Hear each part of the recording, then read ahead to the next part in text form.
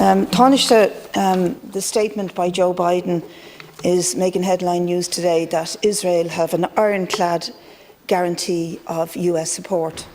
And he repeats it, an ironclad guarantee of US support. But I think we should all acknowledge that this is no surprise whatsoever. Israel has always had an ironclad guarantee of US support, and the US have always had their back, particularly throughout the genocide in Gaza. All the US has ever done is to urge Israel to be careful, to use caution and to be precise. Now they have doubled down on what has been a legacy of complete support for Israel since World War II, with something like a huge amount of money, $318 billion being given in military aid to Israel since the end of World War II by US alone. And a third of all military aid to Israel comes from Germany, who, we should note, are clamping down very seriously on their own population in terms of opposition to the war in Gaza. Deputy Boyd Barrett is attending a conference tomorrow in Berlin that is being banned by the German government, an international conference on the question of Gaza. And these are the people who you want us to align with and to become partners with in an attempt to ditch our neutrality when you talk about bringing a bill to this Dáil to get rid of the triple lock. But in the meantime, you're doing absolutely nothing, and I want to back the sentiment from Deputy Batchik on this. She's not going as far as I will, but she is saying that we need to do more, and we need to be seen to do more in terms of sanctions on Israel. And I believe at this point, and the movement on the streets believes, and they keep repeating it, and it's getting bigger and stronger, and the voice of the Irish people is getting louder, we need to expel the Israeli ambassador from this country. And please don't tell me that you have to keep diplomatic channels open. Diplomatic channels have done nothing to save the lives of thousands of innocent Gazan women and children who are like fish in a pond when it comes to the onslaught from the Israelis shooting them and brutally killing them day and night. So Netanyahu can comfortably say, nothing on earth is going to stop me. He said it 2 days ago, nothing on earth is going to stop him, because nothing on earth will. The EU, the US, and if we do not act, we will, by absence of deed, be complicit in supporting Netanyahu. Very good that you're going to recognise the state of Palestine, but look at the state of it. It's in absolute bits. Gaza is flattened. The West Bank has no meaningful territory left because of the settler violence and the encroachment of settlers right across the West Bank. We recognise the state of Palestine, but we have to recognise that it's now time to do something crucially urgent.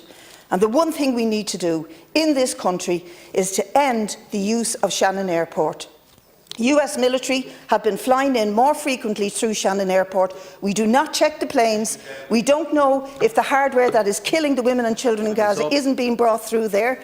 And it is a disgraceful compromise on our position of neutrality to allow that not to just happen, but to increasingly happen. And you have to make a statement on the ending the use of Shannon Airport by US military. Just before calling on the Tánaiste to respond, I want to ask members to join me in extending a Céad Míle Fáilte to the Governor of Delaware, John Carney, who has just joined us in the Distinguished Visitors Gallery. Governor Carney is proud of his Irish heritage, having great-grandparents on both sides of his family. I also welcome Consul General Helena Nolan, who accompanies Governor Carney today. You're both very welcome, and it's good to have you here.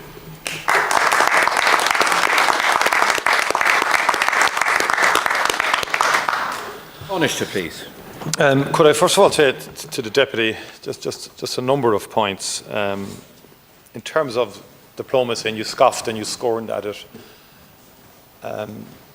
More than 70 Irish citizens and dependents have been evacuated from Gaza.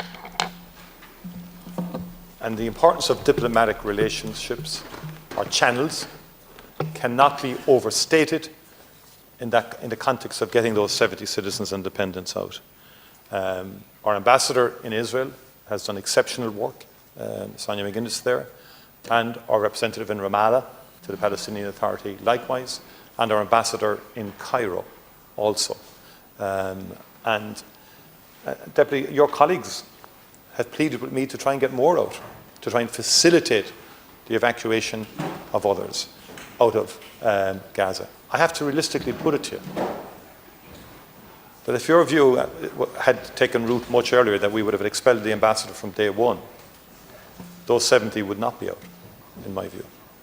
You can reflect on that whatever way you wish, but in my view, that is the reality of the situation. And I've received calls to expel the Russian ambassador. I've received calls to expel the Iranian ambassador.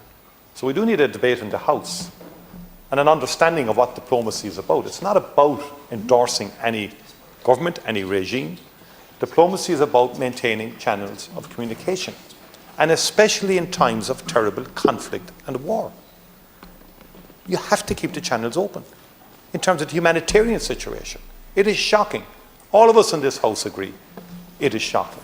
I don't think there should be any disagreement in the House about the need to have an immediate ceasefire in Gaza. Irish people are repulsed. Irish people are outraged at the scenes they see on television of children being killed from bombardments and bombings, of starvation, of a man-made famine, and so forth. And one of the most effective things we have done is our support of UNRWA, which is under great threat. And the Israeli government has sought to undermine UNRWA, not just because of its humanitarian role, but more fundamentally because it's connected to the right to return of Palestinian refugees. Now, we've resisted that very strongly, and Philippe Lazzarini, the head of UNRWA, has acknowledged that.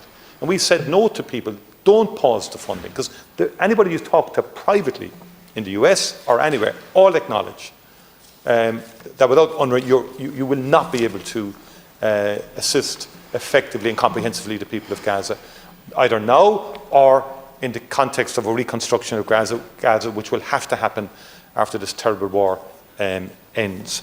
And I would also say, in terms of there's no weaponry, there's no one using Shannon Airport for any weaponry to go into Gaza or to Israel for that matter. And there are very clear provisions in terms of Irish sovereign airspace and the use of Irish airports, both the Air Navigation Foreign Military Aircraft Order of 1952, in terms of military aircraft or in terms of the civilian aircraft. There's very clear and stringently and robustly conditions attached to any overflights. On the last point, Shannon Watch have reported that there's been a huge increase since October last in the number of US military flights stopping over in Shannon.